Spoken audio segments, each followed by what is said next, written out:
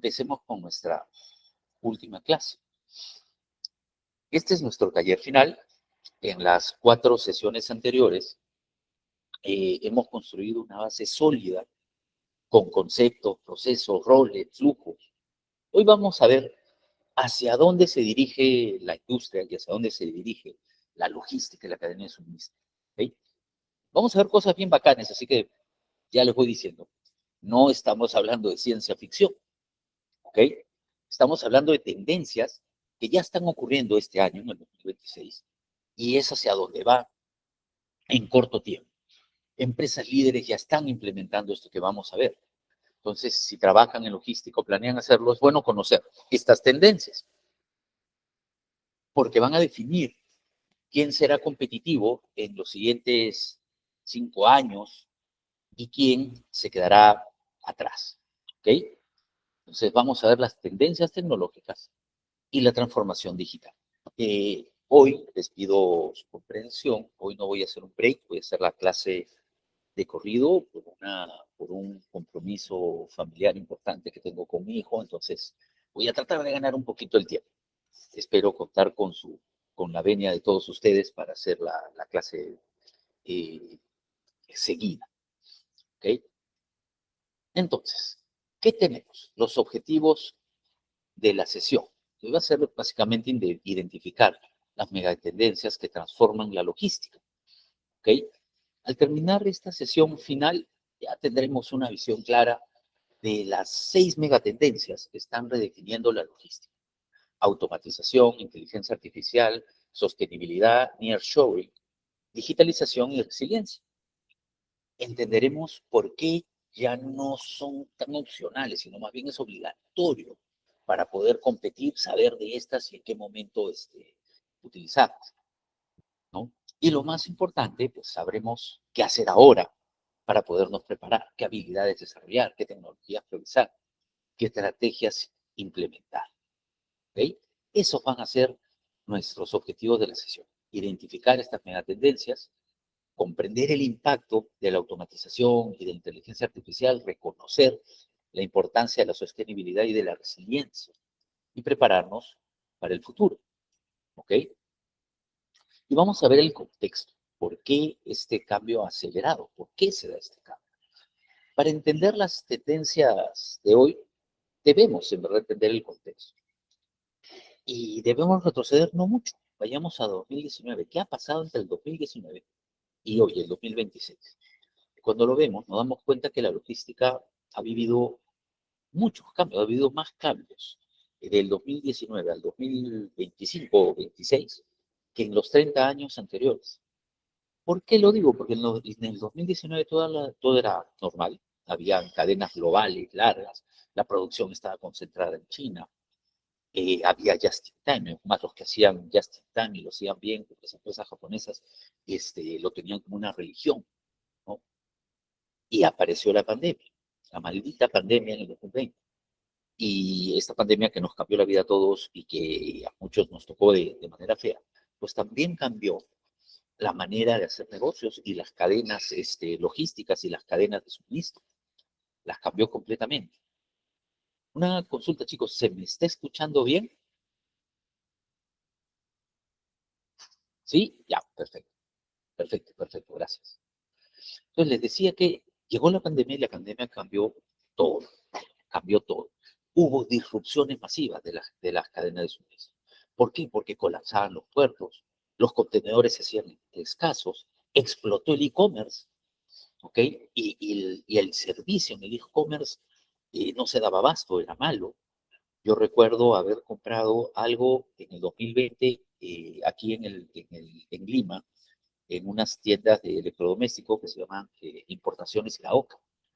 Compré en Iraoka y ellos que son japoneses, pues tratan de cumplir con lo que te dicen. Entonces yo compré para que me entreguen a domicilio y me dijeron que me lo iban a entregar en 45 días. Imagínense un servicio de delivery 45 días. Y cumplieron, me lo entregaron el día 43. Pero ya me lo habían advertido, te voy a entregar en 45 días. Así estuvo el e-commerce, explotó, pero colapsó también. Las empresas que dependían al 100% de un proveedor en China se quedaron sin productos por meses. Yo trabajé en una distribuidora y era muy complicado traer productos de Asia, no traía de China, traía de India, pero era muy, muy complicado traer. Encima, en el 2021, el canal de Suez se bloqueó por un barco encalló y se bloqueó el canal de Suez. Eso hizo que 400 barcos quedaran varados, 10 billones de dólares en comercio estuvo paralizado por día. Y en el 2022 empezó la guerra en Ucrania. Hubo crisis energética, es más, Ucrania era como el gran almacén de granos del mundo, ¿no? Ahí había mucho maíz. La guerra impactó mucho en el comercio interior, ¿okay? Hubo inflación brutal de los costos logísticos, además los costos de importaciones crecieron muchísimo. Ya entre el 2023 y el 2024 empezaron a subir las tasas de interés, el costo de los inventarios se disparó porque todas las cosas empezaron a costar más. Pero todas estas crisis obligaban a las empresas a repensar todo, a encontrar a cada rato situaciones distintas. ¿Okay? El resultado, tendencias que antes eran interesantes, pero que se empezaron a hacer obligatorias. Automatizar, el nearshoring, que significa acercar hacia tu orilla a los proveedores, acercarlos, que no estén tan lejos. La sostenibilidad, la resiliencia, que es tener una cadena que por más que pasen cosas no se rompa, ¿no? Y estas cosas pasaron ¿cómo decirlo? De nice to have, o sea, sería lindo tenerlas a must have, debemos tenerlas, ¿no? Entonces, esos últimos años, esos últimos 5 o 6 años, equivalen a 20 años de evolución tradicional por todo lo que pasó, por todo lo que pasó. Y en esta clase vamos a ver un poco cómo estamos ahora. Entonces, estamos ahorita, si pasamos de un mundo normal del 2019 entre el 2025 y el 2026 a una nueva normalidad. Ya la automatización es más acelerada, el nearshoring está consolidado, la sostenibilidad está regulada, ya hay varios países que exigen sostenibilidad, ¿no? Y ya se utiliza la inteligencia artificial en la producción y en otras cosas más. ¿Okay? Entonces, veamos primero la primera tendencia, ¿no? La automatización y la robótica. ¿Dónde se ve en la logística la automatización y la robótica? Se ve en los almacenes, ¿okay? En los almacenes. ¿Y qué vemos ahora? ¿No? La automatización en almacenes, la verdad es que ya no es futuro. Hay varias empresas que ya lo tienen, ¿ok? Ya es presente. Hay 4 niveles. El nivel 1 es la mecanización básica, cintas transportadoras, los montacargas eléctricos, ¿no? Esto lo tiene fácil el 80% de empresas medianas, ¿ok? El nivel 2 ya empieza una automatización parcial, ¿no? Los AGVs, que son vehículos que siguen líneas o magnetos en el piso. Entonces ya las cosas se empiezan a transportar automáticamente. Ya, no ya transportamos los pallets sin un conductor, ¿no? Hay otros sistemas que se llaman Pick to Light, perdón, que significa que son sistemas de luces que le indican al operario qué producto tomar. Entonces, reduce errores. Ya estoy automatizando algo para que el operario sepa qué hacer. Hay algo que se llama el voice picking, que es el picking por voz, que el operario lleva audífonos y el sistema le dice por voz, es en el pasillo tanto, en el instante tanto, toma 2 unidades. ¿Okay? Ya los almacenes están bien automatizados. No solo con un WMS que te puede indicar dónde están cada cosa, sino con sistemas automáticos que ya rápidamente te comunican dónde están las cosas y qué cosas necesitas. ¿Okay? Ya el 40% de empresas grandes a nivel mundial ya están teniendo eso. Luego hay un nivel más grande todavía, una automatización avanzada, con robots móviles autónomos que ya se van moviendo solos, ya no necesitan estas líneas, estos caminos, se van moviendo solos. ¿Ok? Ya esto es otra cosa, ¿no? El robot toma el estante completo y lo trae al operario, el operario ya no camina mucho, más bien el almacén se está moviendo. ¿Ok? El producto viene a él. También hay sistemas de almacenamiento y recuperación que son automatizados, ¿no? Racks de 30 metros de altura, o sea, racks altísimos, pero tienen robots que pueden subir y bajar, ¿no? Hay robots, los cobots, que son robots colaborativos que trabajan junto a los humanos, ¿ok? El 20% de empresas muy grandes ya tienen esto, ¿no? Y ya un nivel 4 es el almacén absolutamente autónomo, el dark warehouse, autónomo al 100%. La gente trabaja fuera del almacén, ¿no? Y el almacén estaría al 100% autónomo. ¿Okay? Estos son los cuatro niveles que hay. Como les digo, en el nivel 1 es quizá lo que conocemos. Los que han trabajado en un almacén con un montacargas, eso es el nivel 1. Ya el nivel 2 son pequeñas automatizaciones, pero que te ayudan a ser mucho más rápido. ¿Okay? Y esas ya no las tiene cualquiera. Ya son un poquito más complicadas. El nivel 3 ya es una automatización muy alta, muy alta, que 20% de empresas muy grandes en el mundo la pueden, ¿no? El nivel 4 ya es otra cosa, es el 5%, Amazon, Alibaba, DHL, ya tienen estas cosas, pero son gente que se dedica, son empresas que se dedican a tener almacenes que tienen que ser muy eficientes, ¿okay? Donde el almacén es realmente el corazón de toda su operación.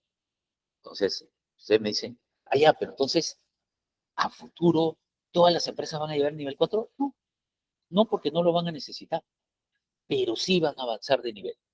Solo pasar del nivel 1 al nivel 2 nos ayuda muchísimo en cuanto a efectividad, en cuanto a ser más rápidos, en cuanto a llegar al cliente de mejor manera y en cuanto a evitar errores, pasar del nivel 1 al 2 es bastante. ¿Okay?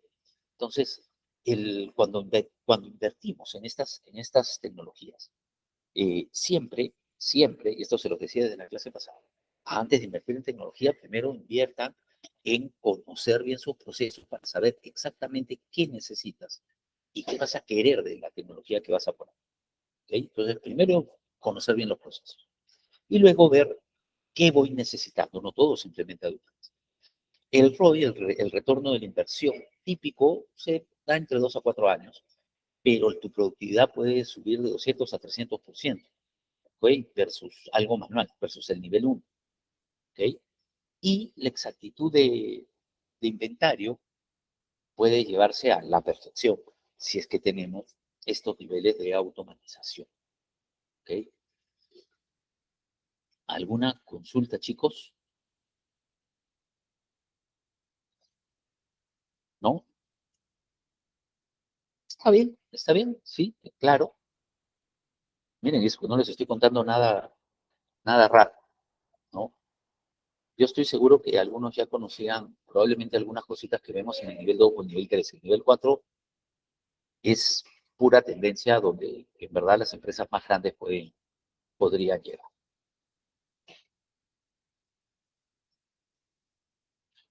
Dentro de esta tendencia 1, tenemos cierta tecnología que ayuda y esta tecnología viene en los vehículos.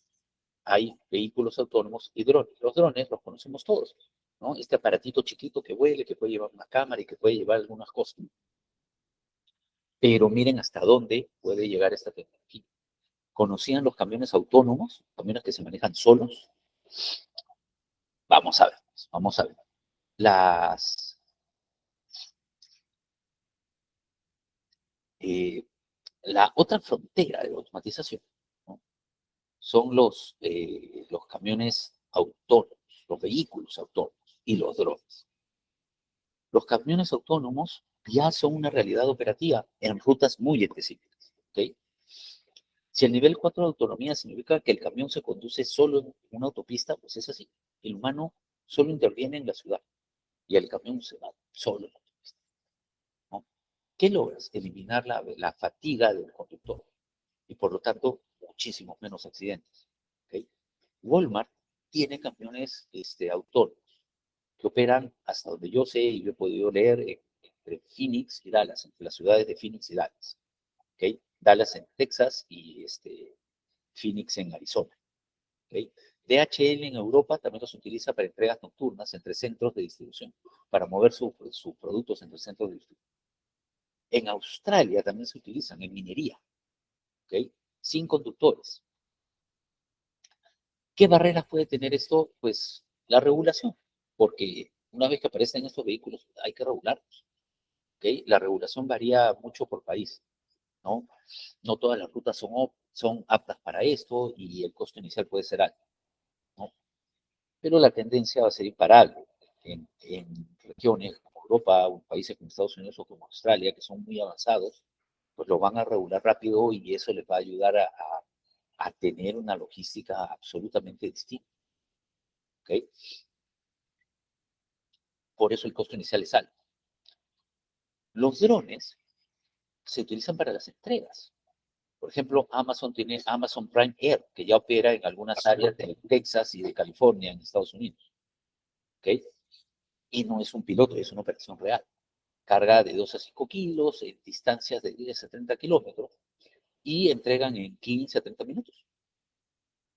Zipline entrega medicinas en África y salva vidas llevando vacunas y a veces sangre a zonas remotas. Alibaba hace más de 10.000 entregas al día con drones en zonas rurales en China. ¿Okay? Entonces, son cosas que ya existen. Los drones los conocíamos. Los camiones automáticos no los podemos imaginar, pero son cosas que ya existen, que ya se están utilizando. ¿Okay?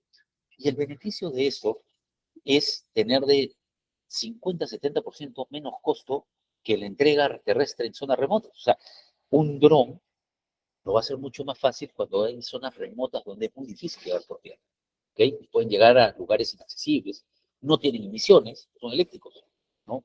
Pero sí tienen ciertas limitaciones. Por ejemplo, el clima puede afectar la operación y debe ser regulado. La regulación aérea puede ser muy estricta. Además que tienen una capacidad limitada, porque el dron es un vehículo muy ligero, ¿ok? Pero pues esperemos que en 5 de 10 años ver un dron entregando paquetes en alguna de nuestras ciudades. Podría ser hasta normal. Vamos a ver a dónde nos lleva la tecnología, ¿ok? Entonces, ¿qué les parece? En el caso de los vehículos autónomos, acá yo les pongo algunas empresas líderes que pueden revisarlas, saber cómo son, qué tienen. Simple, Waymo o Tesla, ¿ok? Y como les digo, tienen la barrera de la regulación, ¿ok? ¿Y cómo es lo del este camión autónomo? En realidad es como que manejara solo. ¿Y cómo así?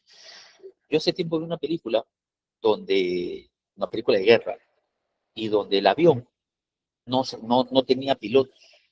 El avión iba solo hasta una zona de Irak o Irán, era la época que querían agarrar a Osama Bin Laden. Y iba y tenía que bombardear una zona. Y el avión estaba solo, el piloto estaba en Estados Unidos, bien sentado en una silla, como si fuera un juego de video, pero estaba piloteando el avión que estaba ahí. Algo así funciona con los camiones autónomos, ¿ok? No tienen al chofer ahí, y por eso reduce la fatiga del, del chofer. Así funciona el vehículo autónomo. Ahora vamos a la tendencia número 2, la inteligencia artificial y el Big Data. ¿Okay? La inteligencia artificial ha pasado, o está pasando, si quieren, de hacer pronósticos básicos a planificación autónoma y completa. La planificación autónoma significa que la IA, la inteligencia artificial, no solo te va a predecir, sino que también va a decidir qué hacer y va a ejecutar.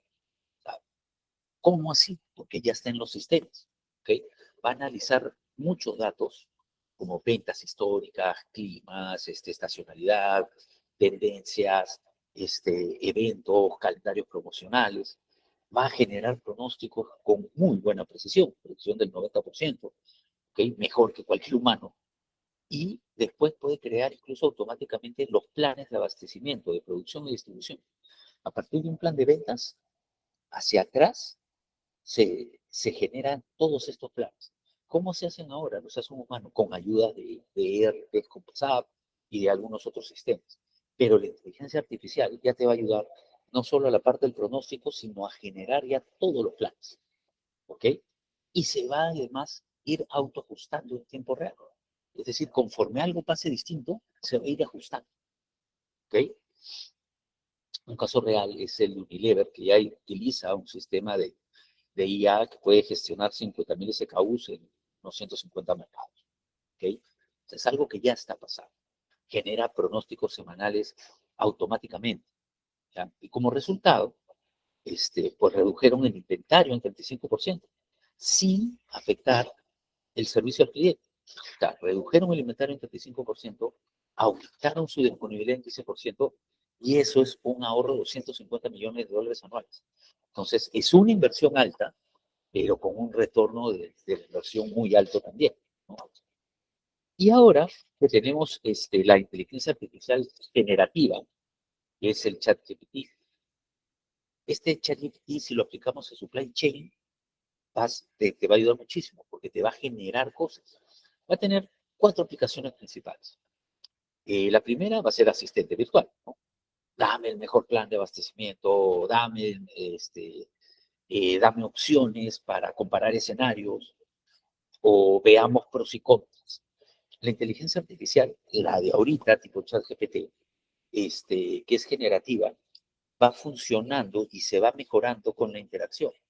Entonces, las personas que están en posiciones que necesitan tomar decisiones para esto y que la van alimentando de esta manera, cada vez les va a dar un mejor resultado y van a poder comparar escenarios, tener pros y contras y explicarlos. ¿Okay? Y lo va a hacer más rápido de lo que una persona lo haría sola. ¿Okay? Puede generar automáticamente también órdenes. Puede hacer órdenes de compra con lenguaje natural, ¿sabes? Orden de compra tal, haciendo esto, ¿no? Incluso puedes negociar con chatbots de proveedores, porque si el chatbot es el que te responde en el WhatsApp, que se nota que es inteligencia artificial, si te puede responder, si el proveedor lo puede tener, el que pregunta también lo puede tener. ¿Ok? Puede también además hacer un análisis predictivo, ¿no? Es decir, tenemos algo, le damos toda la data y le puedo preguntar, oye, ¿por qué mi OTIF está más bajo? ¿Por qué cayó? ¿No? Y puede analizar también además miles de datos para responderte según. ¿Ok? Y así también simular escenarios. Preguntas, ¿qué pasa si se cierra el puerto de Shanghái por 30 días? ¿Qué puede pasar? ¿No? Y te empieza a simular el impacto. ¿Ok? Ahí yo encontré este dato, el 62% de las empresas del Fortune 500 utilizan la IA en su cadena de suministro. ¿Ok? En su cadena de suministro. Y no es futuro, ya lo están haciendo. Ya lo están haciendo. ¿Ok? Entonces, esa es la tendencia de ellos. La inteligencia artificial. ¿Ok? La inteligencia artificial. Entonces, ¿cómo la aplicamos? Tenemos asistentes virtuales de planificación, generación automática de órdenes, análisis predictivo y simulación de escenarios. ¿Ok? ¿Y cómo es que funciona? Analiza millones de datos. Ventas, clima, redes sociales, eventos, genera pronósticos. Crea planes de abastecimiento, de producción, de distribución y se va autoajustando. ¿Ok? Y se va autoajustando. ¿Ok? Muchachos, hasta acá, ¿alguna duda? ¿Alguien me quiere contar algo? ¿Me quiere decir algo? ¿Sí? Amazon, muchas de las cosas que estamos viendo acá, las tiene Amazon. Aunque yo no las mencione, es muy probable que ya la tenga. Es muy probable que ya lo tenga. ¿Sí? Continúo. Vamos a ver qué es Big Data y qué son los gemelos digitales. Los gemelos digitales es algo muy, muy interesante. ¿Cómo se utiliza en el supply chain? ¿Okay? El Big Data y los gemelos digitales son como la siguiente evolución. El Big Data, una empresa logística típica puede generar de 1 a 5 terabytes de datos cada día. ¿Okay? Que pueden venir de sensores de Internet de las cosas, de IoT, de transacciones, del GPS, de redes sociales, de muchos datos. ¿Ok? Pero la idea es darle valor a estos datos. Entonces, ¿cuál es el valor? Estos datos pueden revelar patrones que los humanos no vemos, ¿no? Y permiten optimizar en tiempo real, pueden predecir disrupciones antes de que ocurran. ¿Ok? Maersk, la naviera, procesa 230 millones de eventos de tracking en un año. ¿Ok? 230 millones de eventos de tracking, 230 millones de consultas se tienen de tracking. Con estos datos, predicen con gestión portuaria con un 85% de precisión. Saben con días de anticipación qué puertos estarán saturados, ¿ok? Tratan de optimizar sus rutas en tiempo real y ellos han reducido tiempos de entrega en 12%. ¿Cómo lo han hecho? Con la ayuda de IBM. Es muy conocido eh, el trato que tienen Maersk con IBM de colaboración y les ha ayudado muchísimo, muchísimo. ¿Okay? Los gemelos digitales o los digital twins es una réplica virtual completa de tu cadena de suministro, que se actualiza conforme vas actualizando tu cadena. Conforme actualizas los datos, se actualiza. ¿Y por qué yo tengo una réplica?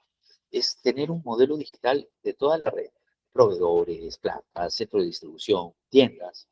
Y entonces cuando fluyen los datos en tiempo real, ¿no? Los niveles de inventario, los órdenes de proceso, camiones en ruta, en el gemelo digital también. ¿Por qué? Porque después puedo simular escenarios. ¿Qué pasa si abro un nuevo centro de distribución en Lima, o en Arequipa, o en Santiago de Chile, o en Santa Fe, en cualquier lado? ¿Qué pasa? Eso, el gemelo digital te lo puede simular con todos los datos que saca de tu cadena. ¿Qué pasa si pongo algo acá? ¿No? El gemelo digital puede simular incluso varios escenarios. ¿Qué pasa si abro el centro de distribución en Lima, o lo abro en Arequipa, o lo abro en Santiago de Chile, o lo abro en Guayaquil? ¿Qué pasaría? ¿No? Y te puede simular todos los escenarios. Te muestra costos, te muestra tiempo de entrega, te muestra impacto, ¿no? ¿Y eso en qué me ayuda? Puedo tomar decisiones, digamos que sin riesgo entre comillas, siempre hay un riesgo, pero muy bajito, ¿ok? También para crisis. Oye, el puerto del Callao va a cerrar por huelga. ¿Cuál es la mejor ruta alternativa? Ya, salgamos por el puerto de Chancay, o salgamos por otro lado, o recibamos en otro puerto, ¿no? El gemelo digital puede simular miles de opciones en minutos, ¿ok? Y hay empresas que ya trabajan en esto. Ahora, suena algo caro, es porque debe ser muy caro, ¿ok? Pero es algo que va a ayudar a simular las opciones que se pueden tener de inversión, de decisiones. Son decisiones también que pueden valer millones, ¿ok? Porque para eso se utiliza. Las empresas líderes son Siemens, General Electric, Nvidia con Omniverse, AWS Digital Twin. ¿Okay? Esas son de las que ya están trabajando eso. ¿Okay? Entonces ya hay empresas que utilizan los gemelos digitales, los Digital Twins. ¿Okay? Debe haber un 30% de empresas grandes. Y digamos que se puede calcular que pueden llegar a 60% para el 2028, 2029. Entonces es una tendencia que se va a ir dando los gemelos digitales. ¿Okay? Y es algo que a mí me hubiese gustado tener hace muchos años. Pero bueno, lo teníamos que hacer de otra manera, tomar las decisiones de otra manera. Y cuando tomábamos decisiones grandes, tratábamos de hacer escenarios, porque siempre las decisiones hay que tomarlas basándose en algo, más que en la intuición, en datos y cosas, pero ahora se puede hacer basando la decisión en mejores datos, porque los datos ya se tienen, y simulando lo que puede pasar. ¿Okay? Y eso es una tendencia muy, muy, muy fuerte que hace que en el 2019 creo que ni se pensaba. ¿Okay? Entonces, así estamos avanzando con las tendencias y con la tecnología en las cadenas de suministro. ¿Okay? ¿Alguna consulta, chicos, hasta acá? ¿Vamos bien? Perfecto. Yo continúo. Yo continúo.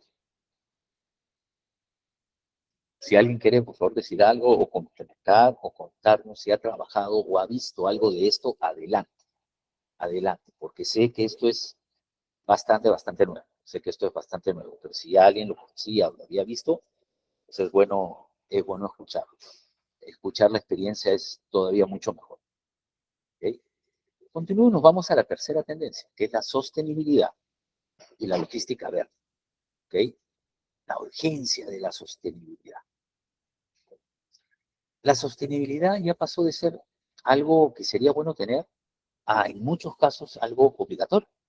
¿Ok? ¿Y cuál es el problema? Que la logística del transporte representan más o menos el 24% de las emisiones globales de CO2. ¿Ok? Y si a eso agregamos almacenamiento, vaca y otras cosas, ya podemos llegar a 30% muy fácil, ¿no? Y si desglosamos un poco el transporte marítimo, es el 3%, que puede parecer poco, pero mueve el 90% del comercio mundial. El aéreo, 2,5%, y viene a ser el más contaminante por kilo. O el terrestre, que es 18%, con camiones y con la última milla. Entonces, ¿hay una presión por hacerse sostenible? Sí, Y esa presión viene de tres frentes distintos. ¿Okay? El primero, las regulaciones. Ya la Unión Europea implementó el CBAM, el Carbon Border Adjustment Mechanism, el mecanismo de ajuste de la emisión de carbono. ¿Okay? Y básicamente esto está impuesto a productos que tienen alta huella de carbono. ¿Okay? ¿Y cuál es la meta? Reducir 55% de emisiones para el 2030. Estados Unidos, con el Inflation Reduction Act, incentiva a utilizar vehículos limpios, que ya no emitan CO2. ¿Okay? Ya solo el estado de California ordenó que para el 2035, para el 2036, el 100% de camiones nuevos deben ser de cero emisión. ¿Okay? Latinoamérica va un poco más atrás, pero Colombia, Chile, México ya pueden estar discutiendo impuestos a la emisión de carbono. Es difícil medirlos, es difícil saber, pero se va empujando a eso, porque además el planeta lo necesita. Ya necesitamos que la tecnología sea más sostenible. ¿Okay? La segunda presión está en los clientes. ¿Okay? Porque ya la gente prefiere comprar, así como prefieren comprar alimentos naturales, también prefieren comprar cosas de marcas que saben que todos sus procesos y su logística es más sostenible. ¿Ok? Entonces, el que no tiene una logística verde puede perder ventas. ¿Ok? La tercera presión está en el B2B, en el business to business. Así como los clientes o los consumidores prefieren esto, las empresas grandes quieren proveedores que también hagan esto. Apple, Walmart, Unilever exigen a sus proveedores certificaciones de sostenibilidad. Si no la tienes, no me vendes. A mí me vende el que la tiene. Y son empresas que tienen un poder de negociación muy alto. Y al tener un poder de negociación muy alto, te lo pueden exigir. ¿Okay? Y siempre van a encontrar un proveedor que sí los tenga.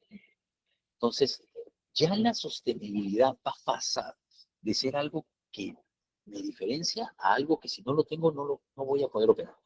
Y si no estoy pensando en ser sostenible, no voy a poder competir. 5 años no voy a poder competir si no he empezado a pensar cómo ser sostenible, ver cómo cuidar el medio ambiente.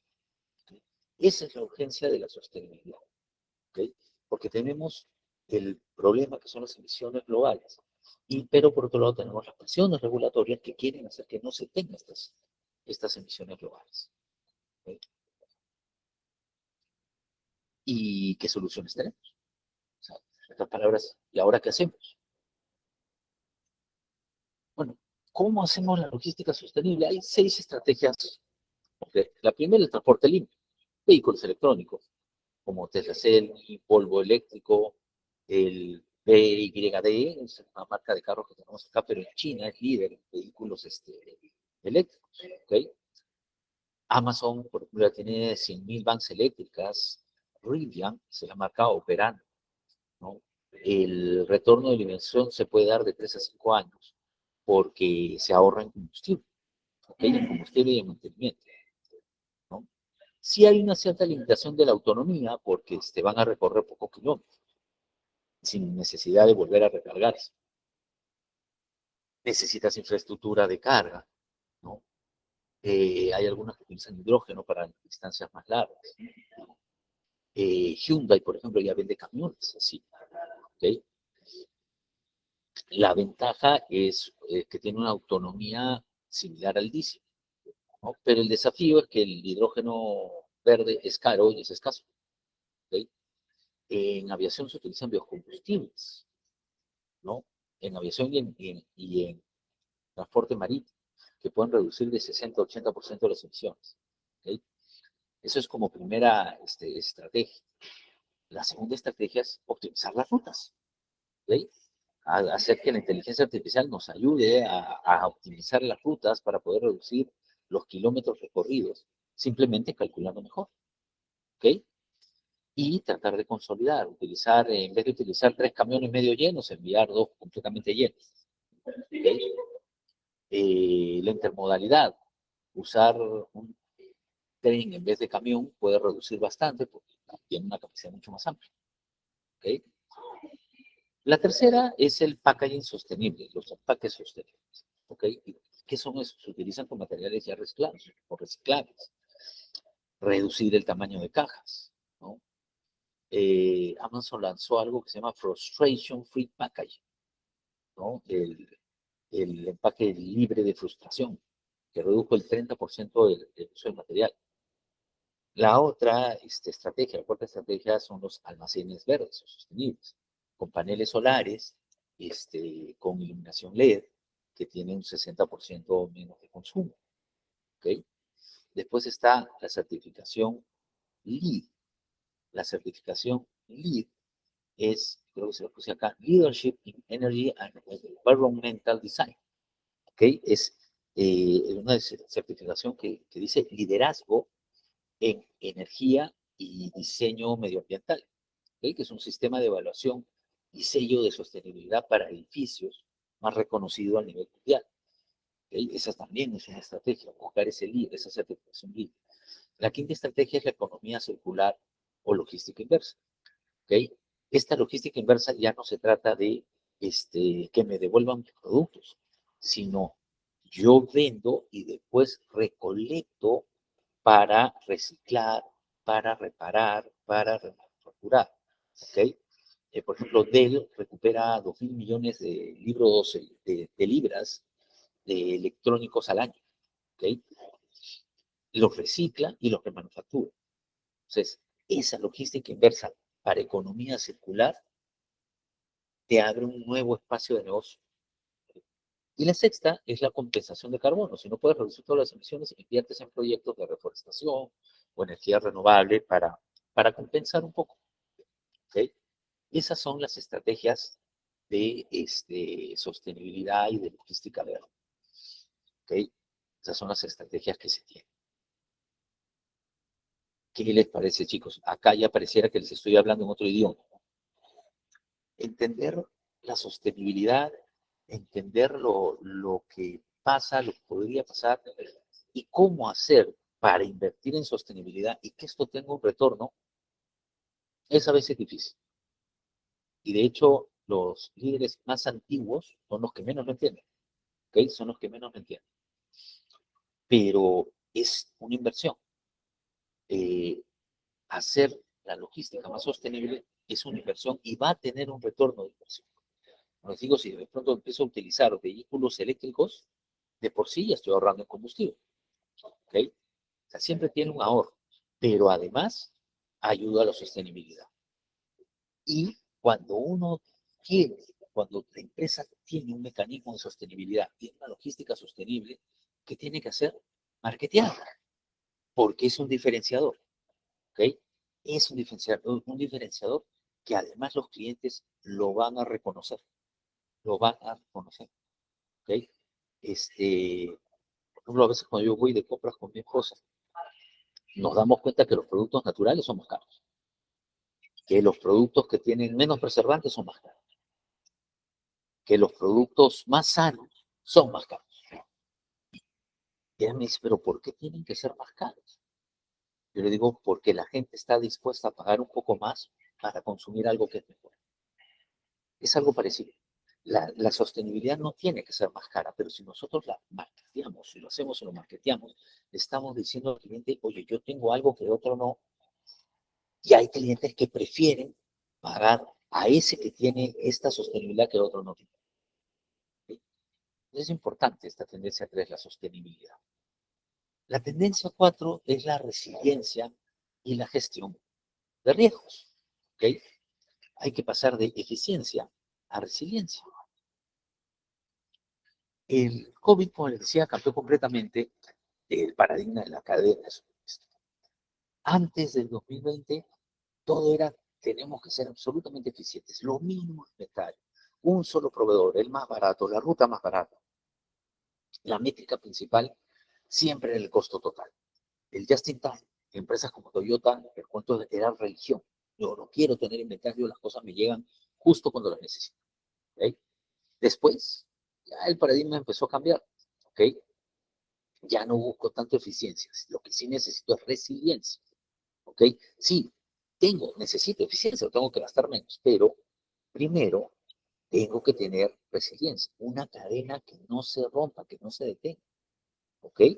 Ahora puedo aceptar tener cierto inventario estratégico. De hecho, les contaba que Toyota ha cambiado el JIT, el HIT, Just in Time, por el HIC, con C, Just in Case, por si acaso. O sea, tener algo, ¿ok? No es tan eficiente como antes, igual quieren ser eficientes, pero ya tienen que pensar en que su cadena no se puede volver a parar, ¿ok? Entonces, tener un inventario estratégico va a ayudar. Cuesta un poquito más, pero te protege, ¿ok?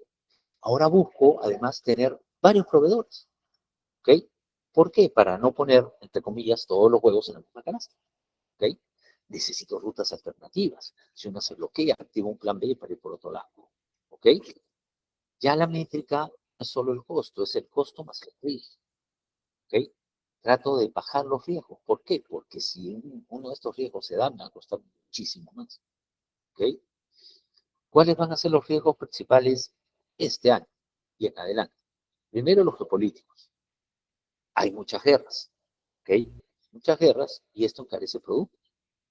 Las sanciones, ¿ok? Los aranceles, ¿no? Hay un presidente acá en América del Norte que le pone aranceles a todo lo que quiere entrar a su país y lo único que logra es que sus mismos habitantes paguen más por los productos, pero eso retrasa un poco el mercado. Entonces, sí tenemos riesgos, ¿ok? Ya la guerra de Rusia con Ucrania mostró cómo algo que creemos que está muy lejos nos puede afectar porque dispara los costos. Y perdonen que lo ponga así de lado muy frío, pero es así, ¿no? O sea, no solo es lo desastroso que puede ser una guerra, sino que además los costos energéticos se dispararon en todo el mundo, ¿ok? Y cuando Estados Unidos y China se empiezan a pelear o a dar mensajes o a decir cositas, cuando hay tensión entre estos dos países, hacen que las empresas empiezan a mover su producción y se vayan a otros lados, ¿ok? Entonces hay riesgos y tenemos que pensar en los riesgos. Eso es hacer las cadenas resilientes, ¿ok? ¿Qué otros riesgos tenemos? Los climáticos. Siempre va a haber huracanes, sequías, inundaciones, y lo peor es que cada vez son más frecuentes y más fuertes, ¿ok? ¿Estos qué hacen? Hacen que haya disrupciones en las rutas y en la producción, ¿ok? ¿Qué otro riesgo tenemos? El riesgo cibernético, lo conocemos todos, ¿no? A, no sé, pues a quién no le han o robado o intentarlo robar de manera cibernética, ¿ok? Es más, a mí hace unos meses me hackearon el WhatsApp para pedirle plata a mis contactos. Felizmente lo pude recuperar en esa misma noche, pero lo hicieron. Entonces, tienes un riesgo cibernético que puede paralizar muchas cosas, puede paralizar un almacén, puede paralizar un puerto. Es un riesgo muy, muy latente. Incluso hay el riesgo, porque también me pasó en una empresa hace tiempo y tuvimos que poner ahí candados de seguridad, felizmente no llegamos a caer, pero hay el riesgo de que se infiltren en las comunicaciones de tus proveedores y que terminen haciendo que mandes un pago hacia otro lado, ¿ok? Es complicado. Entonces, eso es un riesgo, el riesgo cibernético, ¿ok? El cuarto riesgo, las pandemias. El COVID nos enseñó, y nos enseñó a la mala, que hay cosas que pueden pasar y que no vamos a controlar, ¿no? Y créanme que ahora todas las empresas están teniendo un plan de continuidad. ¿Qué pasa si algo pasa? El quinto riesgo son los financieros. ¿Qué pasa si un proveedor quiebra? ¿No? ¿Qué pasa si de pronto hay volatilidad de divisas? Acá en el Perú, por ejemplo, se estabilizó mucho la moneda, el dólar bajó mucho, pero nosotros somos latinoamericanos y sabemos que podemos estar estables y en cualquier momento ya no, la moneda puede subir o el dólar puede subir, la inflación puede subir. Todos acá conocemos la volatilidad de las divisas, ¿ok? El sexto riesgo tiene que ver con los riesgos operacionales, fallas tecnológicas, accidentes. ¿Ok? Existen todos estos riesgos. El 70% de empresas debe haber sufrido al menos una disrupción mayor en los últimos 3 años. ¿Ok? Pasa, las cosas pasan. Por lo tanto, tratar de hacer una cadena de abastecimiento resiliente ya no es una opción, ya no es una tendencia, es algo que se tiene que hacer. Hay que buscar la resiliencia sobre la eficiencia, ¿ok? Ponerla primero, porque tenemos estos riesgos, ¿ok? Entonces, ya queremos pasar de máxima eficiencia a resiliencia más eficiencia. Queremos pasar de un inventario mínimo a tener un poquito más. Queremos pasar en cuanto a proveedores, que sea uno y el más bajo costo, no, tener varios e irle comprando a varios, tenerlos siempre a la mano, ¿ok? Las rutas no es necesariamente la más barata, hay que buscar opciones alternativas, ¿no? Y hay que saber, y esto es lo difícil, porque medir el costo es fácil, pero medir el riesgo no es tan fácil. Pero si medimos costo más riesgo, ahí podemos lograr cosas interesantes. ¿Ok? No es sencillo, pero hay que ver la manera de hacerlo. Ahora, si tenemos esto, ¿qué estrategias tenemos para ser más resilientes? ¿Cómo construimos cadenas de suministro más resilientes? Tenemos 5 pilares. Lo primero, visibilidad. Para ser más resilientes tenemos que saber qué pasa. Y eso es visibilidad end-to-end, de punta a punta. ¿Ok? Si no ves tu cadena completa, no vas a poder reaccionar de manera preventiva. Vas a reaccionar cuando el problema ya se hizo un super problema. ¿Ok? ¿Cómo lo quitamos? Hablábamos la clase pasada de la torre de control, el control tower, que te puede dar alertas tempranas. Por ejemplo, Procter y Gamble redujo un 50% el tiempo de respuestas a crisis gracias a tener un sistema de torre de control. ¿Ok? ¿Por qué? Porque detecta problemas antes de que escalen, antes de que se vuelvan peor. ¿Ok? Entonces, primero, visibilidad. Tenemos que saber qué está pasando. ¿Ok? El segundo es la diversificación. ¿Ok? Diversifiquemos. No tener solo un punto, el multisourcing, que es una regla simple, no más de 30% de un producto con un solo proveedor. El multishoring es comprar de lados distintos, de países distintos, no solo de China, no solo de Asia, ¿no? Puedo comprar de China, como puedo comprar de México, puedo comprar de India, ¿no?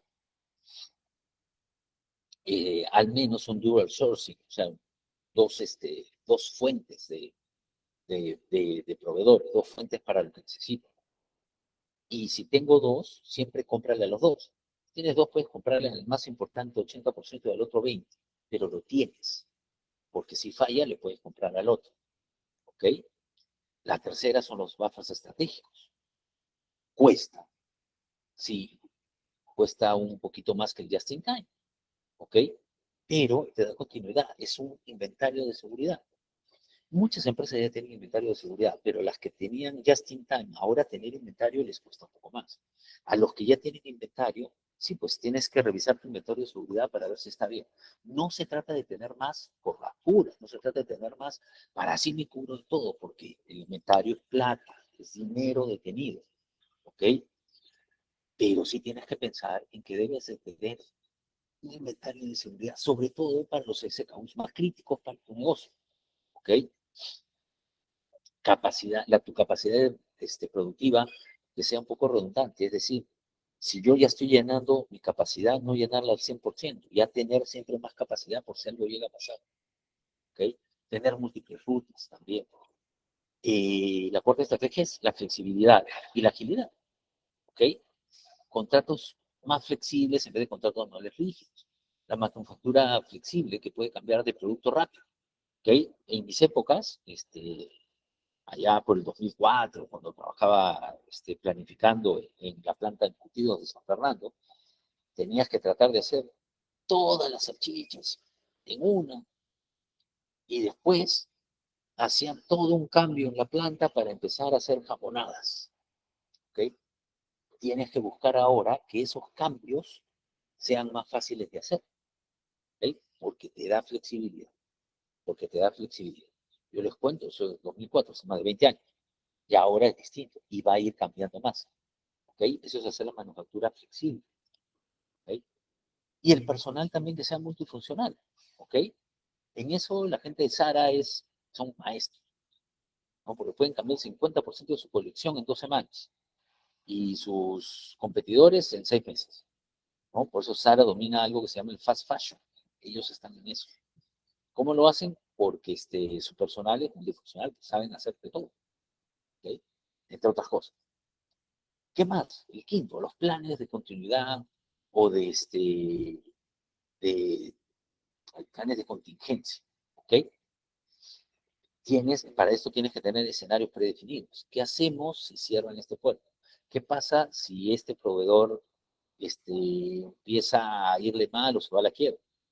¿Ok? Ya debo tener yo proveedores alternativos precalificados, debo tener ciertos simulacros. Hay empresas que manejan equipos de crisis por si pasa algo. Hace muchos años, y este es un caso, el caso Toyota, en el 2011 hubo un terremoto en Japón, ¿ok? Pero Toyota tenía un mapa completo de proveedores, ¿no? Que identificaron las disrupciones rápido y activaron proveedores alternativos y se recuperaron rápidamente. Mientras sus competidores en el mismo Japón tardaron 2 años en recuperarse, ellos tardaron 6 meses. Y les hablo del 2011, ¿ok? Porque ya lo tenían pensado, porque sabían que estas cosas podían pasar, ¿ok? Estas son algunas estrategias de resiliencia que se tienen, ¿ok? Yo sé que muchas son complicadas, pero hay cosas que sí se pueden hacer. Hay cosas que sí se pueden hacer. Tener planes de continuidad, hay cositas que se pueden hacer. Visibilidad, hay cosas que se pueden hacer para tener visibilidad, ¿ok? Tener algunos inventarios estratégicos se puede hacer también sin que eso cueste demasiado, ¿ok? Entonces, no estamos hablando de inversiones muy, muy grandes, sino más bien de algunas cosas que se pueden hacer, que se pueden lograr, ¿ok? Pero, otra vez, todo lo que se haga, todo lo que se haga, hay que hacerlo siempre pensando en cuál va a ser el retorno de mi inversión. ¿Qué puedo lograr con eso? ¿Ok? Cuando pensamos en qué puedo lograr con eso, ahí nos vamos a dar cuenta de la importancia de esto que hacemos. ¿Ok? Ahí nos vamos a dar cuenta de esta importancia. Y hacia eso va la tendencia este, de la logística y de la cadena de suministro. ¿Ok? Continúo. Y vamos a la tendencia 5, el nearshoring y la regionalización. ¿Qué es esto? Esto es en verdad algo que ya se está dando. Una de las tendencias más dramáticas, si quieren, es el nearshoring o la relocalización. ¿Ok? La era de vamos a comprar todos a China, ya yo diría que está terminando. ¿Ok? En el 2019, China era el 28% de la manufactura global se hace en China. Ya para el 2026, ya bajó a 22, perdió 6 puntos. ¿Quiénes han subido? México, que sus exportaciones han subido mucho a Estados Unidos. Vietnam, está manufacturando mucho más. India tiene 35% más de manufactura electrónica. Incluso Polonia se está convirtiendo en un hub de Europa del Este. ¿Ok? ¿Y esto por qué se está dando? Primero, porque reduce riesgos. ¿Ok? Si yo acerco mis proveedores, tengo menos riesgo a la hora de comprar para que me lleguen las cosas. Es así de sencillo. Es menos riesgoso comprarle a un proveedor en México que comprarle a un proveedor en China. Sí, probablemente comprar en China es más barato, pero es un riesgo mayor. ¿Ok? Es un riesgo mayor. Entonces, el nearshoring lo que quiere es eliminar ese riesgo. ¿Ok? Entonces, primero, reducimos el riesgo. Si yo dependo 100% de China, es un riesgo geopolítico además grande, ¿no? Pero si yo tengo cadenas de suministro más cortas, van a ser menos vulnerables. Pero, así como reduzco el riesgo, a veces también puedo reducir incluso el costo, ¿ok? Porque en China, por ejemplo, la mano de obra es barata, lo sabemos, por eso los productos son baratos. Pero los fretes marítimos subieron muchísimo, el 30 o 300% subieron entre 2019 y 2022. Y aunque ahora se estabilizaron, la verdad es que pueden seguir altos, ¿ok? Y los lead times son largos. Y eso a veces obliga a tener más inventario, ¿ok? Eso cuesta, Entonces, cuando hago nearshoring, los fletes son menores, ¿no? Los tiempos son menores, y eso puede hacer que también se reduzca un poco los costos. ¿Ok? Siempre es bueno medir el costo total de la operación para ver dónde es mejor hacer las cosas. Incluso estoy seguro que hay empresas de Asia que prefieren tener un hub en México para vender desde ahí. ¿Ok? El tercero es la rapidez y la flexibilidad. Si produzco en China y vendo en Estados Unidos, tardo 45 días en ajustar las cosas, con ajustar mis pedidos, es mucho más complicado que si produzco en México para vender en Estados Unidos, donde un ajuste puede ser de 5 días, ¿no? Entonces, cuando estoy más cerca, soy más flexible, ¿ok? Puedo ajustar algunas cosas, soy mucho más flexible, ¿ok? El cuarto son las presiones políticas, que eso es lo que ya vamos conociendo ahora.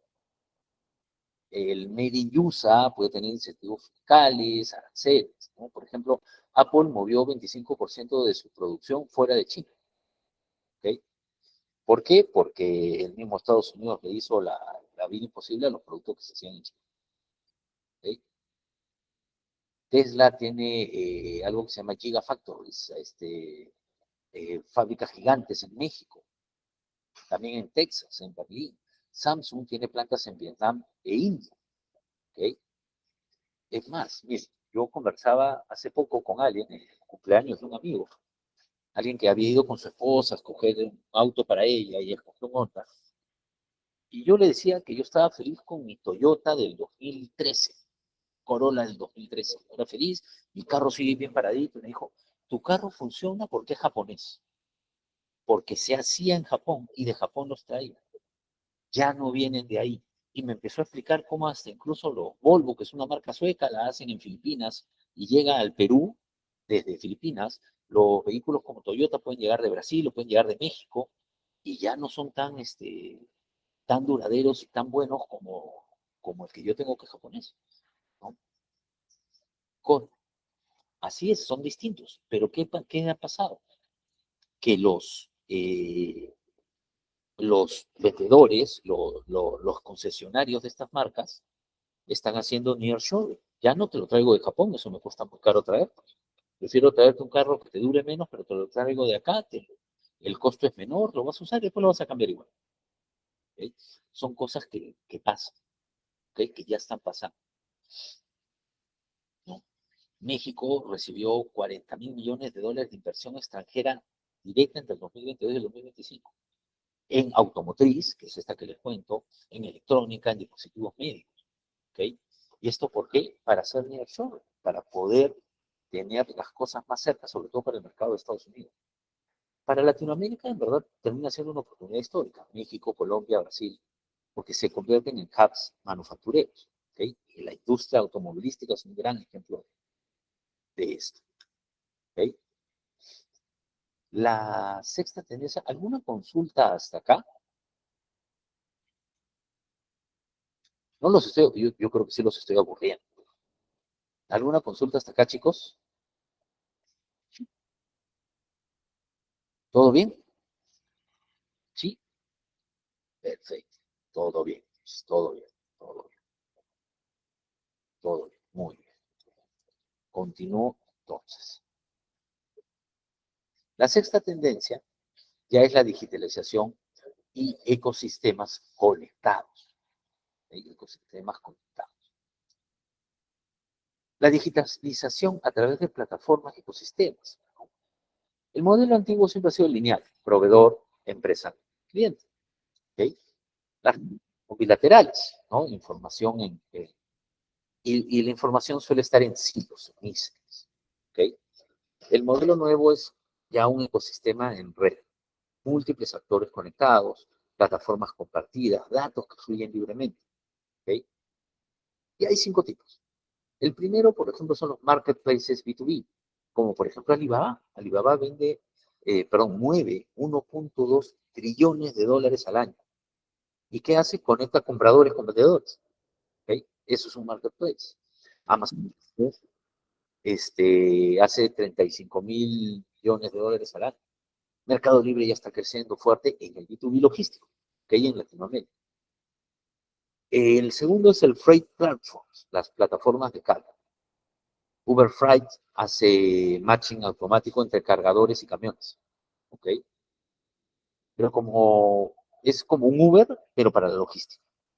¿Ok? Convoy, Low-Smart en Estados Unidos, Cargabot, 99 Freight en Brasil, son ejemplos de esto. El beneficio es que van a reducir el costo de transporte y aumentan la utilización de camiones, ¿ok? Porque van menos camiones vacíos. El tercero es el Warehouse as a Service, el almacenamiento flexible. Pagas solo por lo que estás usando, ¿ok? Y hay almacenes que utilizan eso. Flex tiene una red de 1.500 almacenes en Estados Unidos on demand, o sea, para lo que necesites, ¿ok? Necesitas espacio por 3 meses para temporada alta, ok, rentas eso y después te vas. No inviertes, pero tampoco tienes contratos de largo plazo, ¿ok? Y no inviertes en CAPEX, en gastos de capital. ¿Ok? El cuarto es los control towers, las torres de control, pero colaborativas. ¿Ok? Múltiples empresas pueden compartir la visibilidad, ¿no? En la industria automotriz, por ejemplo, los fabricantes y los proveedores, ¿ok? Pueden compartir la misma plataforma para poderse sincronizar de manera perfecta, ¿ok?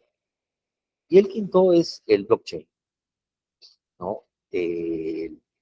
Los consorcios de blockchain, ¿no? TrailLens de Maersk e IBM, que les digo, tienen un consorcio con sus blockchains y ya tienen a más de 200 organizaciones en esto que hacen que la data se mueva de una manera alucinante. Y es documentación que es compartida y que es inmutable. No hay manera de cambiarla. ¿Ok? Y además reducen 40% el tiempo administrativo, o sea que les funciona muy bien. Pasar a estas cosas no es fácil. ¿Ok? No es fácil, lo hacen empresas muy grandes y les toma mucho tiempo. ¿Ok? Pero digamos que es pasar de competir a competir, o sea, competir y cooperar. ¿Ok? Porque a la hora de compartir datos, eso puede ser bueno para todos. ¿Ok? Compartir datos puede beneficiar a todos. ¿Ok? Esta parte es un poquito más complicada, ¿verdad? Lo sé, lo sé. Así es. Esta parte puede ser un poquito más pesada. ¿Ok? Entonces, pasemos a algún punto distinto. ¿Qué competencias necesita tener el profesional del futuro? ¿Ok?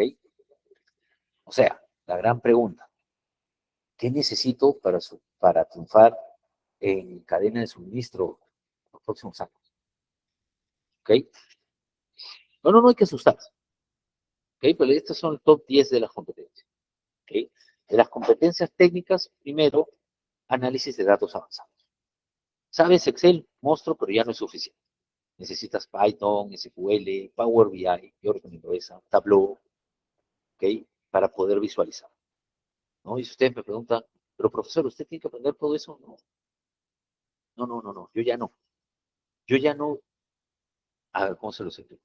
No es que yo vaya a aprender a trabajar en Power BI. Lo que yo sí sé es qué te da el Power BI y cómo me lo puedes mostrar. Yo necesito a alguien que me dé los datos en Power BI para yo poderlos ver en tiempo real. Y ahí mismo poder ver cómo se mueve.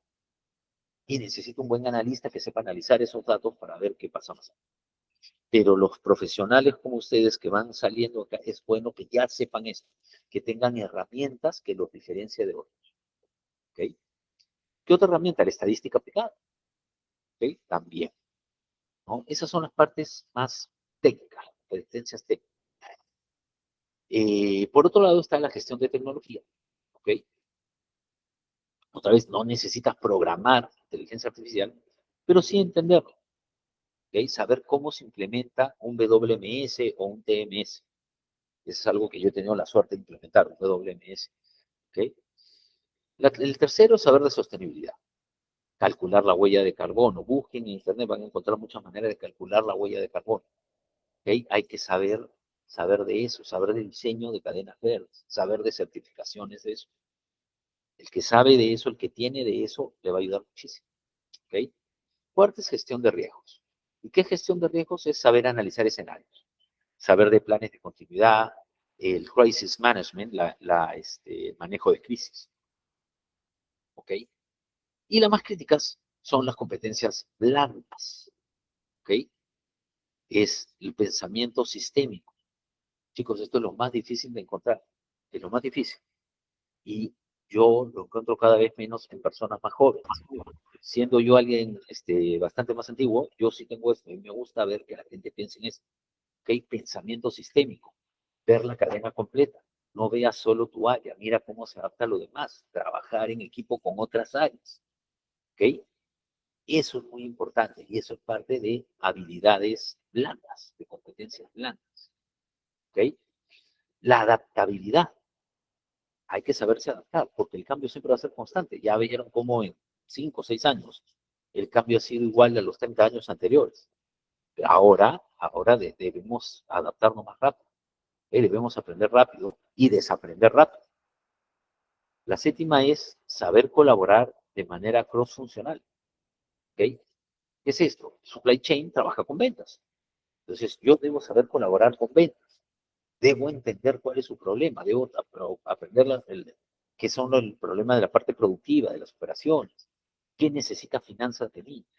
Eso es no pensar en islas y pensar de manera sistémica, pero metiéndose un poco más, saber colaborar. ¿Ok? Saber influir sin autoridad formal. Eso no es fácil, chicos, ¿sabes? Eso no es fácil. Pocos lo logramos. Eso no es fácil. Influir sin autoridad formal. ¿Ok? La octava es tener visión estratégica. Pasar de operativo a estrategia. ¿Ok? Saber qué se puede necesitar, qué necesita el negocio. Entender el negocio. ¿Ok? La novena es saber comunicar datos. ¿Ok? Traducir los números a cosas que se entiendan. A cosas que se entiendan. Una cosa es decir, nuestro TIF ha bajado a 90% y otra cosa es decir, estamos perdiendo clientes. ¿Okay? Hay que saber traducir el número al a lo que en verdad es, a qué nos está pasando, ¿no? Ese es storytelling, saber contar qué está pasando para saber después qué hacer, ¿no? Otra es tener liderazgo de cambio, ¿ok? Saber gestionar la transformación, saber gestionar a la gente, llevar a la gente a través del cambio. Eso no es fácil. A mí me tocó trabajar hace poco, lo hice por pocos meses, pero me tocó trabajar con gente que sabía que el lugar donde trabajaba iba a desaparecer a fin de año, a fin del 2025, que el programa en el que trabajaban terminaba en el 2025 y que te iban a necesitar cambiar de trabajo y todo. ¿Y con qué ganas trabajabas? Bueno, yo tuve que gestionar a esa gente y hacerles entender que la mejor oportunidad que tenían para después seguir en otros lugares era ser lo más profesionales del mundo en ese momento. Y eso no es fácil, pero eso es gestionar un cambio, liderar en el cambio, gestionar la transformación y llevar a la gente a través del cambio. ¿Okay? No es fácil, pero es lo que se necesita. ¿Okay? Entonces, ¿cuál sería el perfil ideal? El, el profesional que tiene profundidad en al menos una o dos áreas. ¿Okay? Dos áreas de tu especialidad que más o menos sepas, ya te está dando algo más. Amplitud en múltiples áreas es muy bueno también. ¿Ok? Eso se necesita. Y no los quiero asustar, ¿eh? No es que, oye, tengo que saber de todo esto, no. Pero en algo eres más bueno que en otra cosa. Y toma eso primero y después tienes que ver qué cosa puedes mejorar un poco más. ¿Ok? Eso es. Eso es, chicos. ¿Ok? Entonces, no es que los quiera asustar, no es que se necesite mucho, no. Sí se necesita, de todas maneras, crecer. Si yo ya sé algo, tengo que buscar qué otra cosa más puedo aprender, de todas maneras. Y miren, no es solo en logística, no es solo en operaciones, no es solo en cadenas de suministros, es en lo que querramos hacer. ¿Ok? Tratar de saber un poquito más, crecer, entender un poquito más de cosas distintas. ¿Ok? Y eso lo necesitamos de todas maneras. ¿Ok? Para terminar, ya hemos llegado al final del recorrido, así que repasemos un poco todo lo que hemos visto juntos. En la sesión 1 establecimos conceptos clave y diferencia entre logística y cadena, los eslabones, los objetivos del costo, del servicio, la resiliencia. En la sesión 2 profundizamos un poquito más en los procesos, en el abastecimiento estratégico, en las operaciones de almacén, en la distribución y con énfasis en la última milla. En la sesión 3 vimos quién ejecuta qué cosa y la estructura organizacional de 4 niveles que puede tener una empresa grande y las competencias por rol y cómo desarrollar la carrera en supply chain. En la sesión 4 entendimos ya cómo fluye todo, ¿no? Cómo sincronizamos materiales y la información y las tecnologías habilitadoras que tenemos para esto y su integración, que es la clave principal.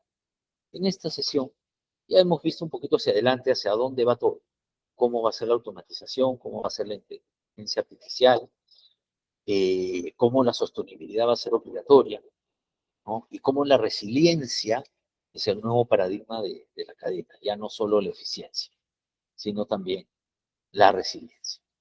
¿Ok? Hasta aquí llega el curso y el taller. Yo lo que necesito saber es si tienen alguna consulta, si alguien quiere aportar algo más, qué les ha parecido, cómo les fue en el examen. Por favor, certifíquense. Esta certificación les va a servir mucho. ¿Ok? Si les gustó el curso, yo les recomiendo el que viene, que es la gestión de compras estratégicas. Ahí vamos a aprender un poquito más acerca de eso en particular, ¿ok? De las compras y qué es ahora comprar. Como les digo, ya compras no es un área operativa, es un área estratégica. Entonces, si quieren seguir este camino, les recomiendo el siguiente curso. ¿Ok?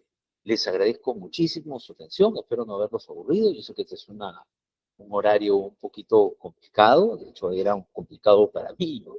ITEC me ha pedido este horario y pues he hecho un esfuerzo para podérselo dar, pero normalmente lo hago mucho más de noche.